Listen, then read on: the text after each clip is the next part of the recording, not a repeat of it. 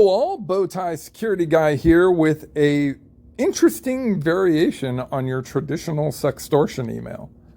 This came in through one of my burner emails, so it wasn't my actual email, but it is quite terrifying. They got my phone number right. It's a burner phone number, but it is a phone number that I do own, and they did get my address right. Keep in mind, your address is basically public information. Your phone number, also pretty much public at this point because of all the breaches that have happened. Unless you've gotten a new phone number recently, just assume attackers have it. So those are the first two key indicators of what we call social trust. So they now are basically establishing the ground and saying, I know who you are and I know where you live and I'm not afraid to come to your house. So the tone of this message immediately, the attachment is very, very threatening. Basically, it says, read my email carefully. And then it says, hey, you've gone to an adult pornography site and you weren't good at covering up your camera. Any of you all reading this, saying, oh, I don't do those type of things.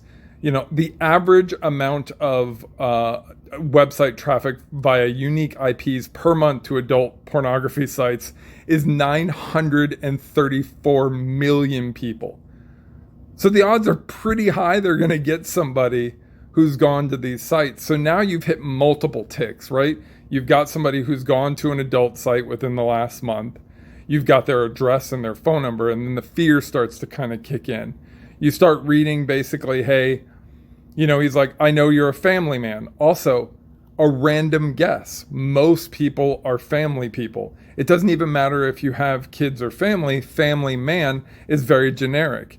So family woman in this case could be also generic, but you'll read into it as an individual saying, is this me? So now they have 4 points, right? They know that you've gone to an adult site.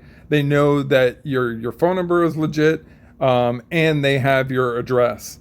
Now to seal the deal, they even went to Google Images and pulled a photo of your house from Google Street View and posted it in there. Man, that is unnerving. I understand that that's from Google Street View. Now, granted, this actually isn't my house. It's my neighbor's house, ironically, so they picked the wrong side of the street.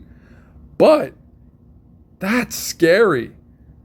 So these extortion emails are now adding indicators. So you have multiple levels of, you're going to probably hit 4 or 5 or 6 even of these social indicators that say, hey, this person is legit. My social trust level is really legit and I'm very scared.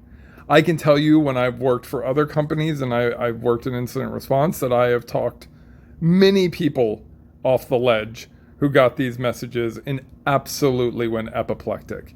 It's very, very common for people to panic, and that panic normally leads to payouts. So if you look at that Bitcoin address, I've already checked the Bitcoin address, hasn't had any payments yet. But they want you to pay via Bitcoin.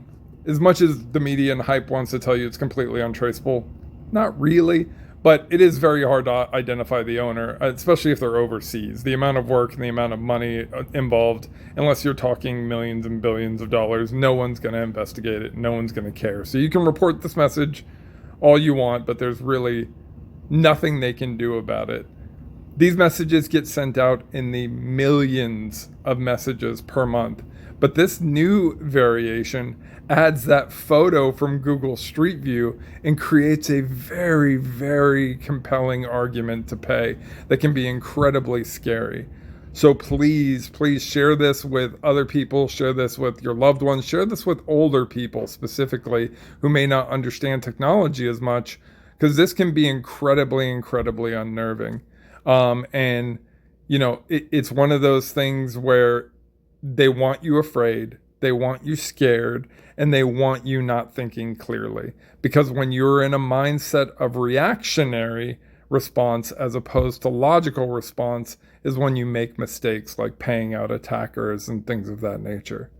But this one's really, really good. And it even made me uncomfortable, even knowing how secure I am, knowing how secure my environment is. It still was a bit unnerving. to get, a good portion of the, my phone number correct, my address correct, and then a photo of my neighbor's house, which was, just slightly scary.